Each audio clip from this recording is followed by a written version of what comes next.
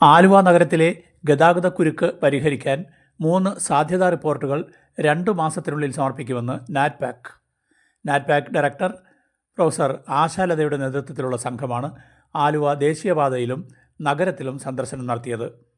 നഗരത്തിലെ ഗതാഗത സാന്ദ്രതയെക്കുറിച്ചും റോഡുകളെക്കുറിച്ചും വിശദമായി പഠനം നടത്തി 2 മാസത്തിനുള്ളിൽ 3 സാധ്യതാ പഠന റിപ്പോർട്ടുകൾ സമർപ്പിക്കും. തുടർന്ന് ഈ റിപ്പോർട്ടുകളിൽ ജനഹിതം തേടും. ആലുവ ദേശീയപാത മുതൽ പറവൂർക്കവല വരെ സംഘം സന്ദർശിച്ചു. Senior scientist doctor Shahim, Aneesh Kini എന്നിവരുടെ സംഘമാണ് സംഘത്തിലുണ്ടായിരുന്നത്. MP Benny Behanan, Aluva MLA Anwar Sadath, rural SP KS Sudarshan, നഗരസഭാ chairperson Shyji Jolly, DYSP Babukuttan, vice chairman Fasil Hussain. Block മാറ്റുക എന്നുള്ളത് ഞങ്ങളുടെ പ്രധാന ലക്ഷ്യം. കാരണം പുളിഞ്ചോട് ഒടുങ്ങി നമ്മുടെ മംഗലപ്പുറം പാലം വരെ നിരന്തരമായ ബ്ലോക്കാണ്. എയർപോർട്ടിലേക്ക് പോകുന്ന ആളുകൾ, ആലുവക്കാർക്ക്.